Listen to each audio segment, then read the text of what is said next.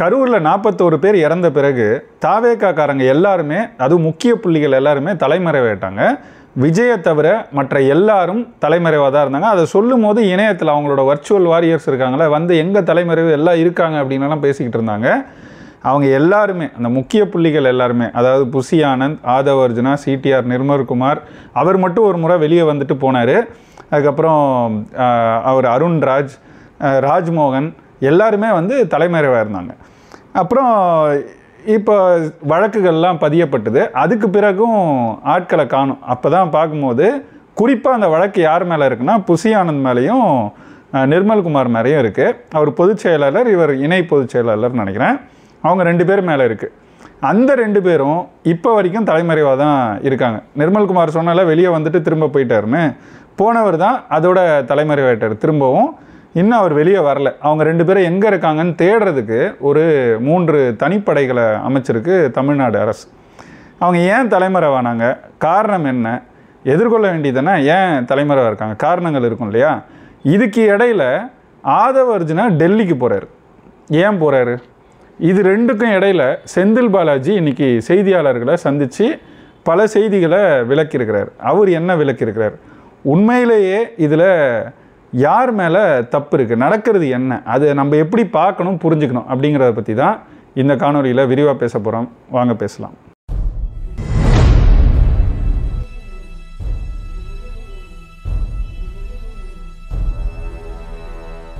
அனைவருக்கும் வணக்கம். எல்லாரும் பார்த்துருப்பீங்க, விஜய் அவர்கள் நேற்று ஒரு காணொலியை வெளியிட்டார். அதாவது சரியாக பார்த்தீங்கன்னா 72 மணி நேரம், கிட்டத்தட்ட அதில் ஒரு 4 மணி நேரம் குறைச்சிக்கலான்னு வச்சுக்கோங்களேன். குறைச்சிங்கன்னா 68 மணி நேரம் கழிச்சு, எப்போது அந்த நிகழ்வு நடந்து 68 மணி நேரத்துக்கு 2 ட்வீட்டு தான் போட்டார். ஆளை காணோம், யாரையும் சந்திக்கலை, பாதிக்கப்பட்டவங்களையும் சந்திக்கலை, என்ன நடந்துச்சு இல்லை இவர் தரப்பில் என்ன நினைக்கிறாரு, என்ன நடக்குது. இப்போ திமுக வந்து சதி செய்யுதுன்னா திமுக சதி செய்யுதுனாது வந்து பேசியிருக்கணும் இல்லையா. இது எதுவுமே செய்யாமல் முடங்கி கிடந்தார். இவர் முடங்கி கிடந்ததுனால மற்றவங்களுக்கும் என்ன செய்யுதுன்னு தெரியாமல் எல்லாருமே தலைமறைவாக இருந்தாங்க. இப்போ இதில் என்ன நடந்துச்சுன்னா நேற்று அவர் காணொலி வெளியிட்டார். அதில் வெளியிடும் போது அவர் அடிப்படையில் அங்கே நடந்திருக்கக்கூடாது, நடந்துருச்சு, அதெல்லாம் சொல்லிவிட்டு இது வந்து சிஎம் சார் அப்படின்னு திரும்பவும் அவரை பார்த்து சில செய்திகளை இவர் சொல்கிறார். அதாவது என் மேலே கை வைங்க, கட்சி மேலே கை வைக்காதீங்க அப்படிலாம் சொல்கிறாருன்னு வச்சுக்கோங்களேன். இந்த மேல்மட்ட அளவில் ஒரு செய்தியை சொல்கிறதுக்கு எதுக்கு 68 மணி நேரம்? இதை ஒரு 8 மணி நேரத்தில் அடுத்த நாள் காலையிலே கூட சொல்லியிருக்கலாமே. சொல்லியிருந்தால் ஓரளவுக்கு இவர் என்ன நினைக்கிறாரு, அடுத்து எப்படி கொண்டு போகணும்னு நினைக்கிறாருங்கிறது அவங்களுக்கு தெரிஞ்சிருக்கும் இல்லையா. தெரியாதனால என்ன ஆச்சுன்னா மொத்த கட்சியும் அப்படியே முடங்கிடுச்சு. யாருமே வெளியே வரல, எல்லாம் பயந்து போயிட்டாங்க. நிறைய பேர் வாட்ஸ்அப் குழுக்கள் அவங்க மாவட்டத்துக்கு தொகுதிக்குன்னு வச்சுருப்பாங்க இல்லையா, அந்த வாட்ஸ்அப் குழுக்களில் இருந்தும் வெளியேறினதாக சொல்கிறாங்க. விஜய் வந்து ஒரு காணொலியை போட்ட உடனே திரும்ப எல்லாரும் வந்து அந்த காணொலி எடுத்து பகிர்ந்து அவங்க சொல்ல வேண்டிய செய்தியை, நம்ம சொன்ன பேர்கள் எல்லாருமே அவங்க செய்திகளை பகிர்றாங்க. ஆதவ் அர்ஜுனா பகிர்றாரு, அவர் கொஞ்சம் முன்னாடியே ஏதோ பகிர்ந்துட்டு இருந்தாருன்னு வச்சுக்கோங்களேன். ஆதவ் அர்ஜுனா பகிர்றாரு, அதுக்கு பிறகு ராஜ்மோகன் பகிர்றாரு, இந்த தம்பி இருப்பார் ஒருத்தர் லோயலாமணி பகிர்றாரு, அப்படி அருண்ராஜ் பகிர்றாரு, எல்லாரும் பகிர தொடங்குறாங்க. இது முதலே நடந்திருக்கலாம் தானே. இது நடக்காமல் இருந்ததுக்கு காரணம் விஜய் தானே. அப்போ அவர் தானே இதில் காரணம், அக்கௌண்டபிள் அவர் தானே. அவர்கிட்ட தானே இந்த கேள்விகளை கேட்க முடியும், அவர் தானே பொறுப்பு, அவர் தானே இதை விளக்கியிருக்கணும்.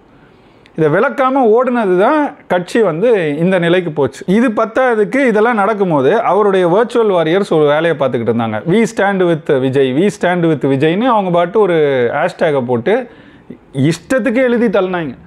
அப்போயே நான் ஒரு பதிவை கூட போட்டேன், நீங்கள் பாட்டு எழுதாதீங்கப்பா, விஜய் வந்து தப்பிச்சிருவார், மற்றவங்க ஏற்கனவே தலைமறைவாக இருக்காங்க, நீங்கள் கண்ணா பின்னான்னு இந்த சதி பின்னல்கள், கான்ஸ்பிரசி தியரி இதெல்லாம் எழுதி தள்ளிக்கிட்டு இருக்காங்க. அப்படி எழுதும் போது அதுக்கு உண்மைத்தன்மை இல்லை, அடிப்படை சான்று இல்லைன்னா என்ன ஆகும்? அதுதான் நடந்துச்சு. 24 பேர் மேலே வழக்கு போட்டு அதில் ஒரு 3 பேரை கைதும் பண்ணாங்க. அது நடக்குதுன்னு வச்சுக்கோங்க. அதெல்லாம் ஒரு பக்கம் இவர் ஊடகவியலாளர் ஃபெலிக்ஸையும் கைது பண்ணாங்க. அப்புறம் அவர் இப்போது பிணையில் வந்திருக்கிறாரு.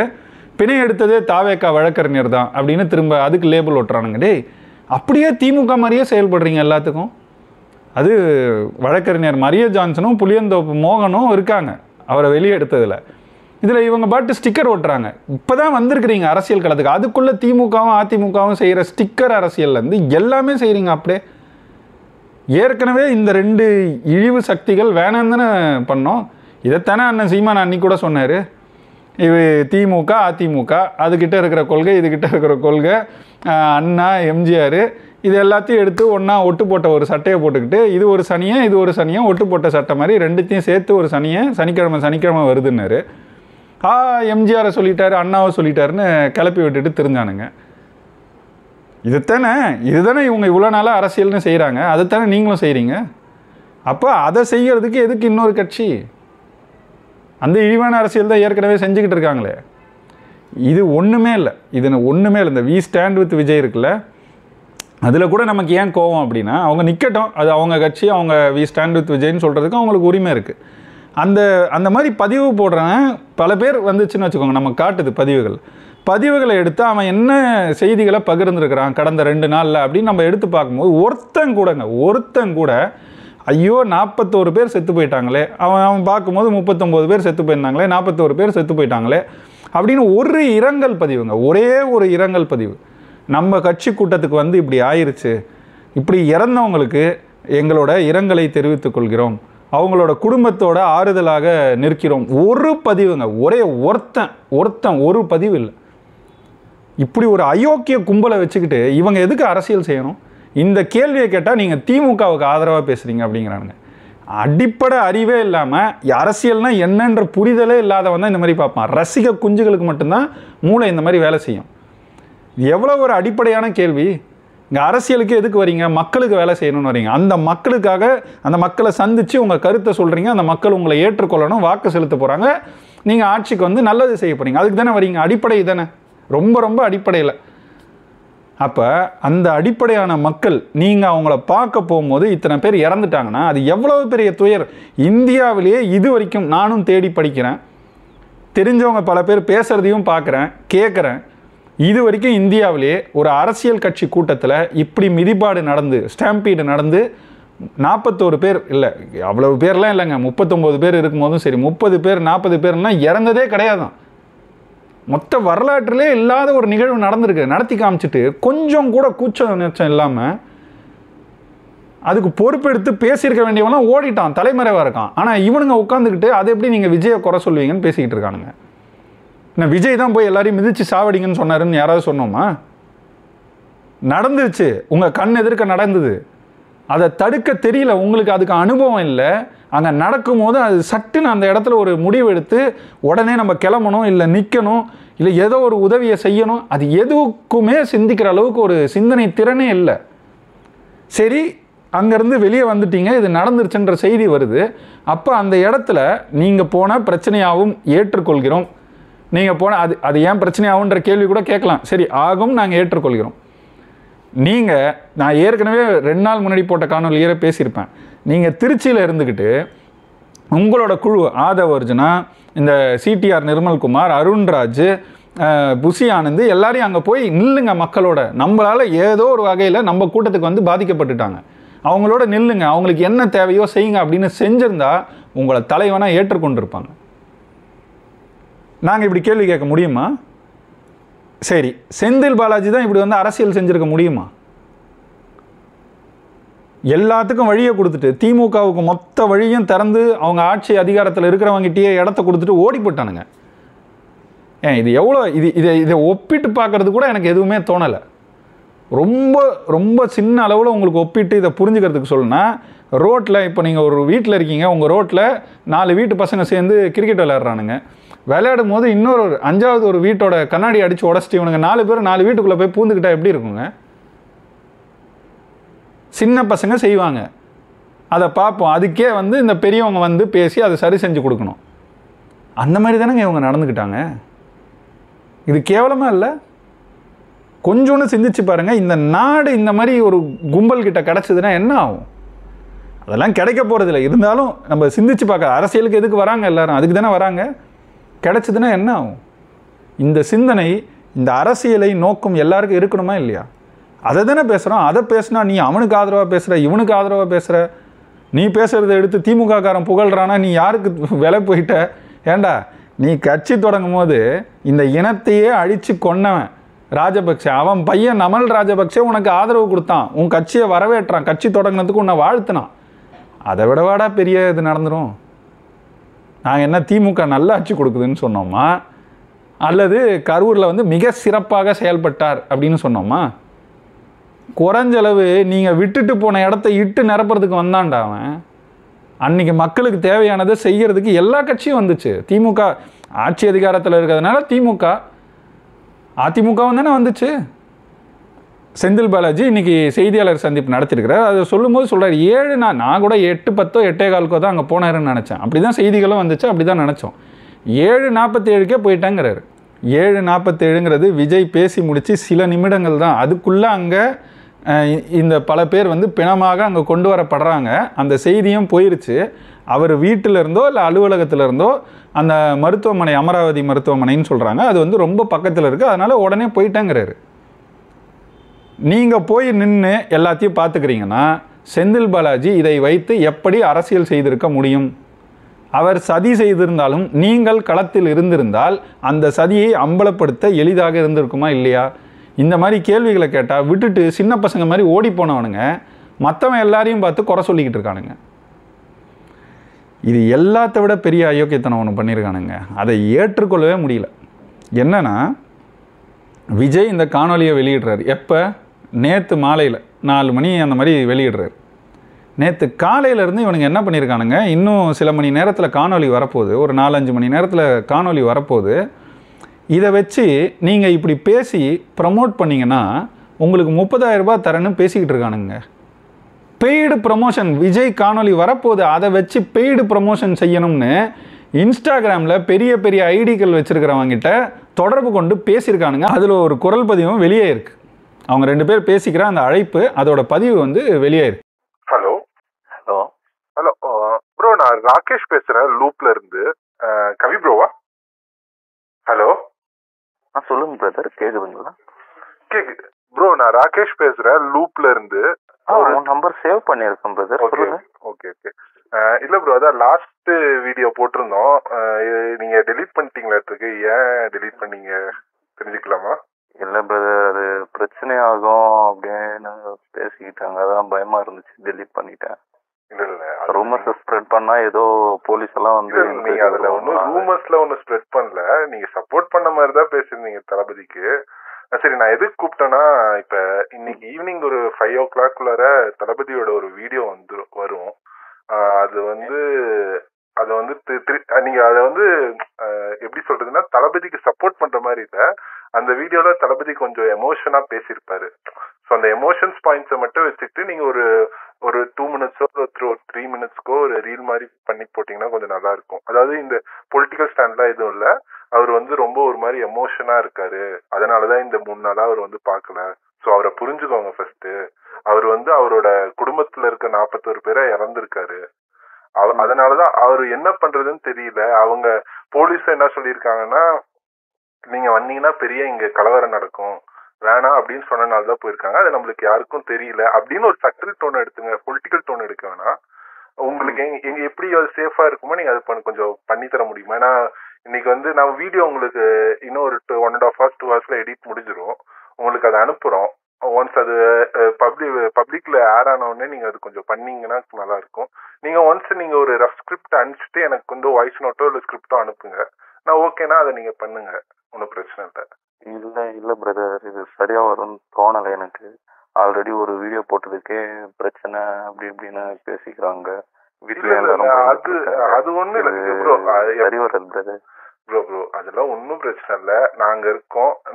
அதாவது நாங்க யாருன்னு உங்களுக்கு தெரியும். நாங்க இருக்கோம். இதுக்கப்புறமும் நம்ம ஃபிலிம் ப்ரொமோஷன்ஸ் பண்ண போறோம். இன்னும் தளபதியோட ஜனநாயகம்லாம் வருது, ஃபிலிம் ப்ரொமோஷன்ஸ் பண்ண போறோம். நம்ம கண்டிப்பா பாத்துக்கலாம் ப்ரோ, ஒன்னும் பிரச்சனை இல்லை. பெருசா உங்களுக்கு எந்த ஒரு பாதிப்பும் வராது. அதே மாதிரி நீங்க ஸ்கிரிப்ட் எழுதுறப்ப அந்த பொலிட்டிக்கல் டோனை எடுத்துட்டீங்கன்னா உங்களுக்கு யாரும் கொஸ்டின் பண்ண போறது இல்லை. ஸோ அது கொஞ்சம் பண்ணித்தாங்க. ஏன்னா நாங்க இப்ப ஹைப்பர் லோக்கல் ஐடிஸா கொஞ்சம் போறதுனாலதான் எல்லா சின்ன சின்ன ஊர்ல இருக்க ஐடிஸையும் நம்ம எடுத்துட்டு இருக்கோம். அந்த பேரோட்ல நீங்க வந்துட்டீங்கன்னா இன்னும் இப்ப பெரிய பெரிய படத்துக்கு நாங்க ப்ரொமோஷன் பண்ண போறோம். அதனால அப்ப கண்டிப்பா உங்களுக்கு தேவையானதை பண்றோம், ஒன்னும் பிரச்சனை இல்லை. கொஞ்சம் சொல்லுங்க. லாஸ்ட் டைம் அந்த வீடியோக்கு 20,000 பே பண்ணிருந்தோம். இதுல 25 to 30 வரைக்கும் பண்ணலாம். ஏன்னா இந்த ஒரு 3 minutes வீடியோனால பண்ணலாம். கொஞ்சம் சொல்லுங்க, ஒன்னும் பிரச்சனை இல்லை, பார்த்து சொல்லுங்க. சரி ப்ரோ, நாங்க டிஸ்கஸ் பண்ணிட்டு சொல்றோம். இல்ல, எனக்கு ஒரு 1.5 hours சொன்னீங்கன்னா கொஞ்சம் நல்லா இருக்கு. ஏன்னா ஈவினிங் 5 o'clock அவரது ரிலீஸ் ஆயிரும்.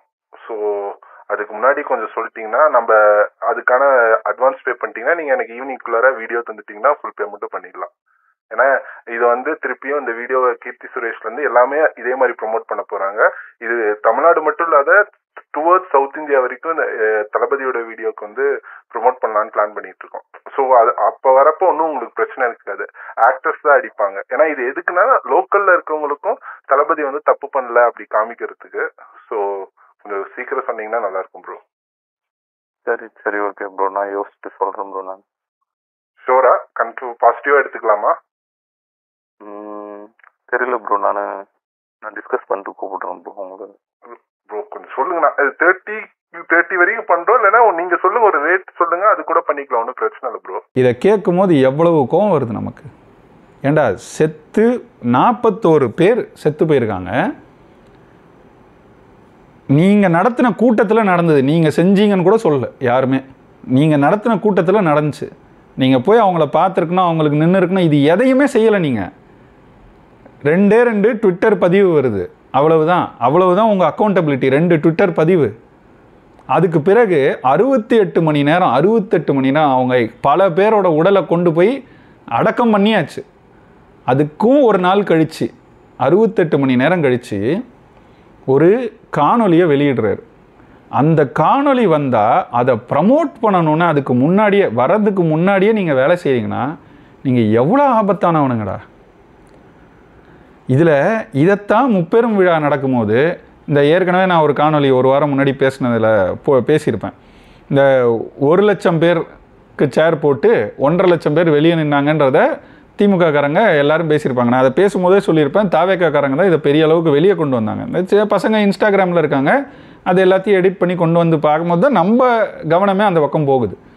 அது எவ்வளவு கேவலமான ஒரு நிகழ்வு.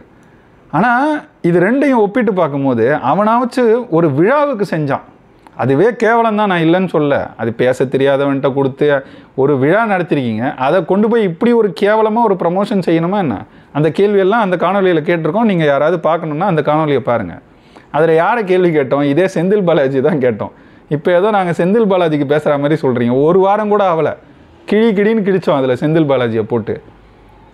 அந்த செந்தில் பாலாஜி முப்பெரும் விழாவுக்கு இன்ஸ்டாகிராமில் இருக்கிற பெரிய பெரிய ஐடிக்கு காசை கொடுத்து எப்படி ப்ரமோட் பண்ணாரோ அதே வேலை தானடா செத்து பிணமாக விழுந்து 41 பேர் செத்து கிடக்கும் போது நீங்கள் உங்கள் தலைவரோட காணொலி வரப்போதுன்னு அதுக்கு முன்னாடி பேசியிருக்கீங்க. 30,000 ரூபா கொடுக்குறேன்னு சொல்லி பெய்டு ப்ரமோஷன் செய்ய பார்க்குறீங்க. இது கேவலமாக இல்லையா? இது கேவலமான அரசியல் இல்லையா? இந்த அரசியலை செய்கிறதுக்கு எதுக்கு? அதுக்கு தான் கேட்குறேன், இன்னொரு திமுக எதுக்கு இந்த மண்ணுக்கு? ஏற்கனவே இருக்கிற கழிவுகள் போதாதா? இன்னும் கொண்டாந்து கொட்டணுமா இந்த மாதிரி? இதுக்கு இடையில இவங்க கொடுத்த வழக்கெல்லாம் வருது. அதுக்குள்ளே புசி ஆனந்தையும் சிடிஆர் நிர்மல்குமாரையும் பிடிக்கிறதுக்கு தனிப்படை அமைச்சிருக்கிறாங்க. இது நடக்கும்போது வழக்கில் ஒரு கேள்வி கேட்கப்படுது. கரூர் நீதிமன்றத்தில் கேட்கப்பட்ட கேள்வி என்னென்னா, நீங்கள் இந்த கூட்டத்தை ஏன் கட்டுப்படுத்துறதுக்கு எதுவும் செய்யலை, ஒழுங்குபடுத்துறதுக்கு எதுவும் செய்யலைன்னா நாங்கள் சொன்னால் கட்சிக்காரங்க கேட்பாங்க, பொதுமக்கள் கேட்க மாட்டாங்களே அப்படின்னு விஜய் தரப்பில் தாவேகா தரப்பு வழக்கறிஞர்கள் பேசியிருக்கிறாங்க. எப்படிப்பட்ட வாதம் பார்த்துக்கோங்க. இதை ஏன் சொல்கிறேன்னா, இதுக்கு முன்னாடி நாகப்பட்டினத்துக்கு போகும்போது என்ன நண்பி இதெல்லாம் வெறும் கூட்டம்தான், ஓட்டா மாறுமான்னு நம்மளை பார்த்து கேட்குறாங்க, உண்மையா நண்பா உண்மையா நம்பி அப்படின்னு கேட்டார்ல விஜய். கேட்கும்போது அப்படின்னு கேட்டுச்சா சிஎம் சார் அப்படின்னு பேசும்போது நல்லா இருந்துச்சுல. கூட்டம் நீங்கள் சொன்னால் கேட்குற கூட்டம், நீங்கள் சொன்னால் உங்களுக்கு வாக்களிக்கிற கூட்டம், அதை அன்னைக்கு சொல்லும் போது பெருமையாக இருந்துச்சு. அந்த கூட்டத்தை ஏன் கட்டுப்படுத்தலை? இவ்வளோ பெரிய 41 பேர் இழக்கிற அளவுக்கு இப்படி ஒரு சூழல் உருவாச்சேன்னு கேட்டால் அது பொதுமக்கள்ங்க, கட்சிக்காரங்க நாங்கள் சொன்னால் கேட்பாங்க, பொதுமக்கள் எப்படி கேட்பாங்க? இதைத்தானடா திமுக செஞ்சுக்கிட்டு இருக்கு இவ்வளோ நாளாக. எங்க இதை செய்யறதுக்கு எதுக்கு இன்னொரு கட்சி? இதைத்தானே திமுக செய்யுது. இதில் இவரோட காணொலியில் ஒன்று பேசியிருக்கிறார், 5 மாவட்டத்தில் நடக்காதது எப்படி இங்கே மட்டும் நடந்துச்சு அப்படின்னு கேட்குறாரு. 5 மாவட்டத்தில் கொலை நடக்கலை, இந்த மாதிரி சாவலை மக்கள், அவ்வளவுதான். விஜய் இது வரைக்கும் என்ன கூட்டம்லாம் நடத்தியிருக்கிறாரு? விக்கிரவாண்டியில் முதல் மாநாடு போன ஆண்டு அக்டோபர் மாதம், இந்த ஆண்டு மதுரையில் அடுத்த மாநாடு 2வது மாநாடு. அதுக்கு பிறகு 3 சனிக்கிழமைகள் தான் கூட்டம் நடத்தியிருக்கிறார்.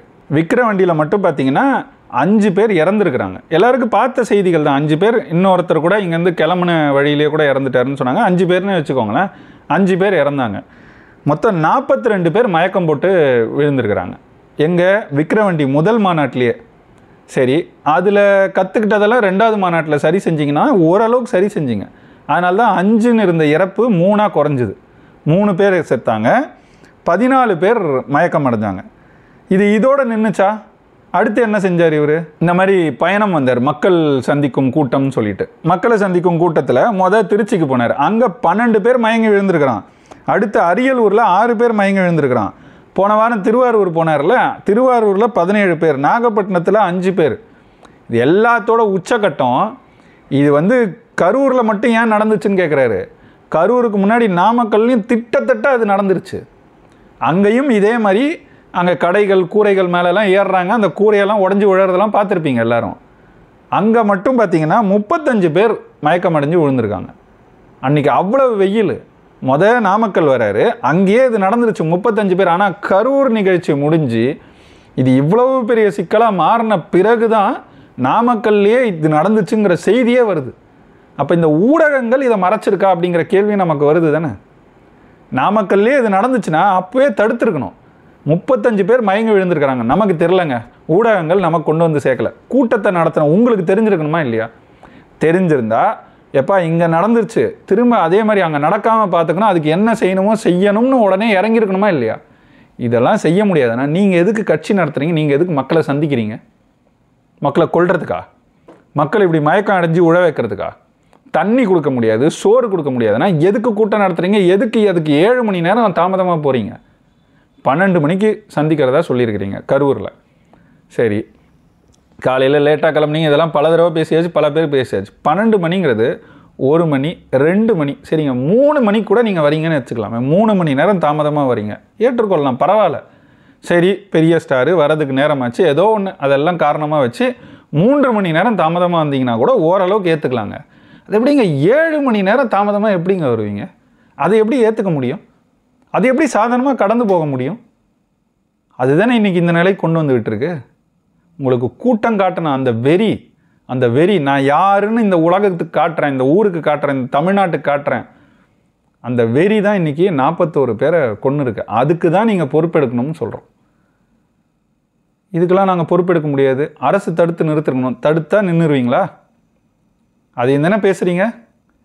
உங்களுக்கு சொன்ன காட்சிகளே வெளியாச்சே, க்ரௌட் பஸ்ட் நடக்குது சொல்கிறாங்கல்ல. 19 நிமிஷம் மொத்தம் அந்த இடத்துல நின்று பேசினது. களத்தில் இருந்த செய்தியாளர்கள் கூட சொல்கிறாங்க, ஒரு 10 நிமிடம் முன்னாடி கிளம்பியிருந்தா கூட இன்னொரு 15 பேரை காப்பாற்றிருக்கலாம். செத்த 41 குறைஞ்சது ஒரு 10 நிமிஷம் முன்னாடியே 10 நிமிஷம் பேசிட்டீங்க, ஒரு முறை தடைப்பட்டு இன்னொரு முறை கூட பேசிட்டீங்க. அப்போவே கிளம்பியிருந்தா கூட ஏற்கனவே நடந்துருச்சு, நீங்கள் உள்ளே வரும்போதே அங்கே நடக்க தொடங்கிருச்சு. ஆனால் கொஞ்சம் சீக்கிரமாக முடிச்சுட்டு போயிருந்தீங்கன்னா இன்னும் ஓரளவுக்கு ஒரு 20 பேர் 25 பேரோட நின்று இருக்கும். இன்னும் பாட்டிலுக்கு 10 ரூபா, பாட்டிலுக்கு 10 ரூபான்னு பாடும்போது இன்னும் அப்படியே எல்லாரும் நெருக்கிட்டு வர இன்னும் அதிகமாகிருச்சு. ஒன்றும் செய்ய முடியல அப்படிங்கிறாங்க. இதில் இங்கே செத்தவங்க மட்டும்தான், இப்போ செத்தவங்களும் மயக்கம் அடைஞ்சவங்களும் சொன்னோம், இவங்களுக்கெல்லாம் கூட பேசியாச்சு. ஆனால் ஒருத்தர் பேரை கூட எந்த தாவேக்காரனும் உச்சரிக்கல, அவருக்கு ஒரு இரங்கல் கூட சொல்லலை. யார் தெரியுமா? செஞ்சியில், விழுப்புரம் மாவட்டம் செஞ்சியில் இந்த மாதிரி நடந்துருச்சேன்னு ஒருத்தர் கடிதம் எழுதி வச்சுட்டு, இதுக்கு காரணம் செந்தில் பாலாஜின்னு கடிதம் எழுதி வச்சுட்டு தூக்கு மாட்டிட்டு செத்துட்டாருங்க. அவருக்கு 2 ஒரு புள்ள, ஒரு ஒரு பையன், ஒரு பொண்ணு, 24 22 வயசு, மனைவிக்கு 44 வயசு. தூக்கு மாட்டி செத்துட்டாருங்க. ஒரு கட்சியை சேர்ந்த ஒருத்தர் தற்கொலை பண்ணிட்டு செத்துட்டாரு. இதெல்லாம் பெரிய செய்திங்க. அவங்க வீட்டுக்கு கூட போயிட்டு இந்த 39 41 பேருக்கே கூட குறைந்த அளவு ஒரு கட்சினா என்ன பண்ணியிருக்கணும்? அங்கங்கே மாவட்டத்தில் இந்த 41 பேரோட படத்தை போட்டு ஒரு மலர் வணக்கம் ஏதோ ஒன்றுங்க இரங்கல் தெரிவிக்கிற அளவில் செஞ்சுருக்கணும்ல. ஒருத்தன் செஞ்சானாங்க. இந்த நாய்களுக்கு பேர் கூட தெரியாதுங்க. ஒருத்தன் கூட அவங்க படத்தையோ பேரையோ போட்டு ஒரு இரங்கல்ன்ற செய்தி போட்டு நான் இது வரைக்கும் பார்க்கலங்க. ஒன்று இருந்துச்சுன்னா நீங்களே காட்டுங்க. இந்த ஐயப்பனை மொத்தமாக மறந்துட்டானுங்க. இவர் நடந்த பிறகு இதை தாளலை அப்படின்ட்டு தற்கொலை பண்ணிக்கிட்டு இந்த தற்கொலை கலாச்சாரத்தையே வெறுக்கிறோம், அருவருக்கிறோம். நம்ம தமிழன் எதுக்கு இப்படி தற்கொலை பண்ணிக்கிட்டே செத்துக்கிட்டு இருக்கணும்?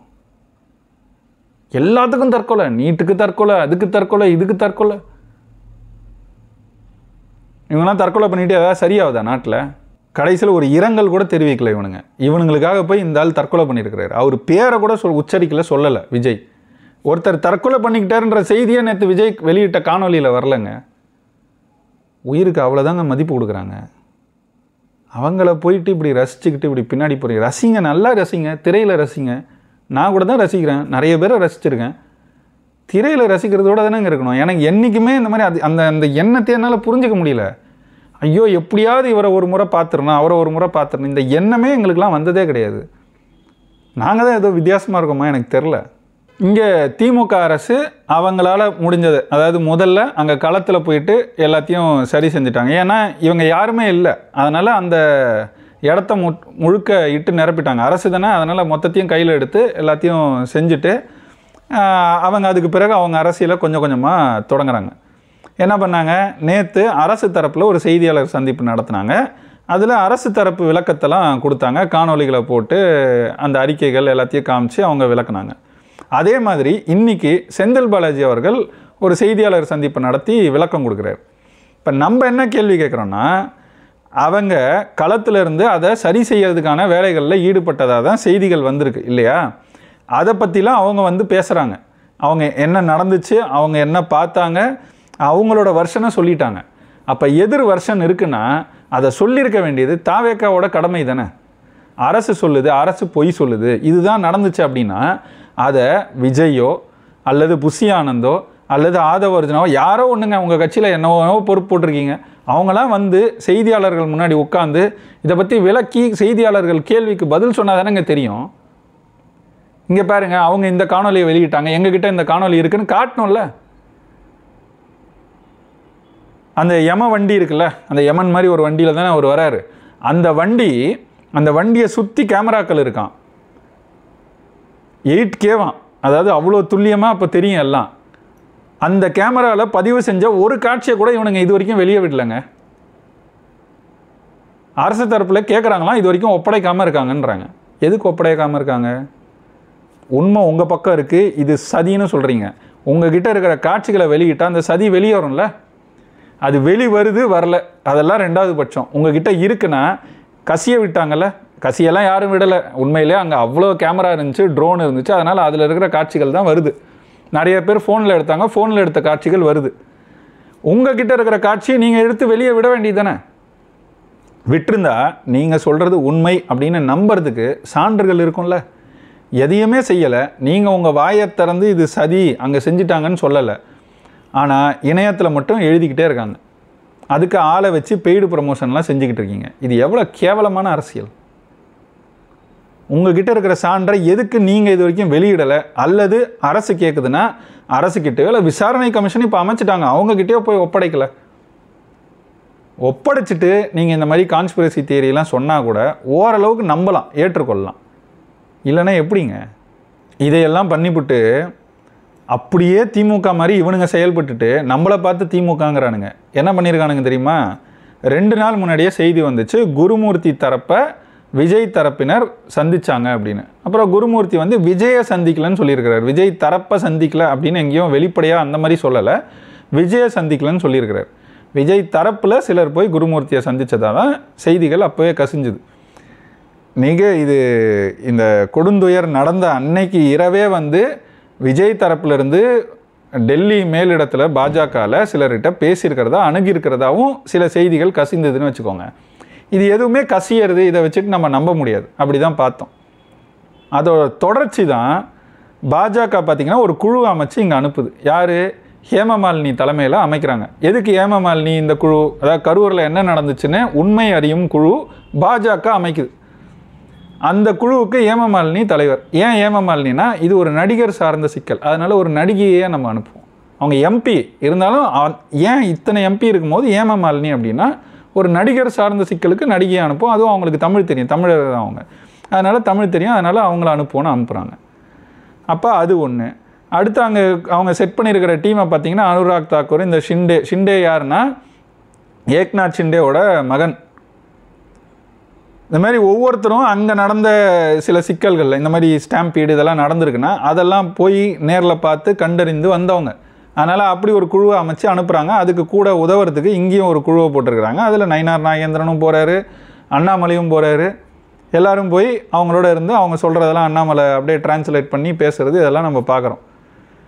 இதெல்லாம் நடக்குது. இது ஏன் நடக்குது? இவங்க அணுகுனதுனால பாஜக, ஏன்னா இது வரைக்கும் இங்கே நிறைய நடந்திருக்கு. கள்ளச்சாராய மரணத்துக்கே இந்த மாதிரி எந்த குழுவும் போடாத பாஜக கரூருக்கு ஏன் போடுது அப்படிங்கிற கேள்வி நமக்கு வருமா வராதா? அப்போ இது ஒரு பக்கம் நடக்குது. இன்னொரு பக்கம் பார்த்திங்கன்னா திடீர்னு ஆதவ அர்ஜுனா இன்றைக்கி கிளம்பி, இன்றைக்கி இரவு நம்ம பேசிக்கிட்டு இருக்கும்போது இந்த காணொலி வரும்போது அவர் டெல்லியில் போய் இறங்கியிருக்கலாம். இன்றைக்கே வந்து டெல்லி பயணம் செய்கிறார். எதுக்காக அப்படின்னா, அவர் பேஸ்கெட் பால் ஃபெடரேஷனோட தலைவராகவோ இன்னும் ஒரு பொறுப்பில் இருக்காருன்னு வச்சுக்கோங்க. அதுக்காக போகிறாருங்கிறாங்க. அது அங்கே வந்து போட்டிகள் நடக்குது, அதுக்காக போகிறாரு. அந்த போட்டி ஆனால் 4ஆம் தேதின்னு தான் சொல்கிறாங்க. அப்போ ஏன் இன்றைக்கே போகிறாரு?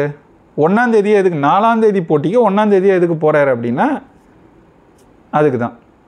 இதுக்கு முன்னாடி யார் இதை செஞ்சுருக்கிறாங்க? இடி ரெய்டு வருது. யார் மேலே? பல பேர் மேலே. முக்கிய புள்ளிகள் யார்? அமைச்சராக இருக்கிற துரைமுருகன் மேலே, அவர் சார்ந்த இடங்களுக்கு. இன்னும் பல அமைச்சர்கள், செந்தில் பாலாஜிக்கு குடைச்சல் வருது. உதயநிதி சார்ந்த சில ஒரு அதிகாரி மேலே அதெல்லாம் வந்துச்சுல, டாஸ்மாக் ஊழலை பற்றி. அதுக்கு இடி ரைட் நடந்துச்சு. உடனே யார் ஓடினது? ஸ்டாலின் இங்கேருந்து கிளம்பி டெல்லிக்கு போய் பார்த்துட்டு வந்தார். துரைமுருகன் வீட்டுக்கு அந்த மாதிரி போன உடனே என்ன நடந்துச்சு? துரைமுருகன் டெல்லிக்கு போய் பார்த்துட்டு வந்தார். அப்போ இன்றைக்கி ஒரு சிக்கல் நடந்திருக்கு. டெல்லிக்கு ஆதவ அர்ஜுனா போகிறார். இதை தனியாக திமுக செய்யுது. இப்படி எல்லாத்துலேயும் திமுக என்ன செய்கிறதோ அதையே செய்யறதுக்கு இன்னொரு திமுக தமிழ்நாட்டுக்கு எதுக்கு? இந்த கேள்விக்கு தாங்க. இது வந்து அவ்வளோ எளிதாக கடந்து போக முடியல. 41 பேர். கடுமையான கோபம் வருது. ஏதாவது கேட்டால் இவங்க வந்து நீ திமுகவுக்கு ஆதரவாக பேசுகிற. திமுகவை தான் கேட்டுக்கிட்டு இருக்கோம். இன்றைக்கி கூட தான் திமுகவை எதிர்த்து கண்டித்து அண்ணன் சீமான் அவர்கள் அறிக்கை கொடுத்துருக்கிறார். ஏன் இந்த நிகழ்வு நடந்துக்கிட்டு இருந்துச்சுல, அன்னைக்கு மலைகளின் மாநாடு நடக்குது, அன்றைக்கி நடந்தது. அது பெருசாக செய்தியே ஆகாமல் போயிடுச்சு இது நடந்ததுனால. அந்த மலைகளின் மாநாட்டு மேடையில் அண்ணன் சீமான் பேசும்போது திமுகவையும் அதிமுகவும் எப்படி கிழின்னு கிழிச்சிருக்கிறாருன்னு போய் அந்த காணொலியை பாருங்கள். சும்மா எதையாவது எல்லாத்துக்கும் கான்ஸ்பிரசி தியரி எழுதுறது, அதை இதுவும் எழுதுறது. நீங்களும் திமுகவுக்கு பேசுகிறீங்க, நாங்கள் எங்கடா திமுகவுக்கு பேசுகிறோம்? நீங்கள் தான் திமுக மாதிரியே நடந்துக்கிட்டு இருக்கீங்க. களத்தை மொத்தம் திமுக கிட்ட கொடுத்தது நீங்கள். திமுக அரசியல் செய்யுதுன்னா அதுக்கு மொத்தமாக ஒதுங்கிட்டு தலைமறைவாயிட்டு அதுக்கு இடம் கொடுத்தது நீங்கள். திமுகவுக்கு சாதகமாக எல்லாத்தையும் நீங்கள் செஞ்சுட்டு உங்களை எதிர்த்து நியாயமான கேள்விகளை, மக்கள் பக்கம் நின்று கேள்விகளை கேட்டால் கேட்குறவன் எல்லாரையும் திமுகவுக்கு ஆதரவாக பேசுகிற அப்படின்னா நீங்கள் எவ்வளவு கேடு கெட்ட ஒரு அரசியல் சக்தியாக இருக்கீங்க. இப்போ உங்களை அப்புறப்படுத்தணும் நாங்கள் நினைக்கிறது என்ன பிழை?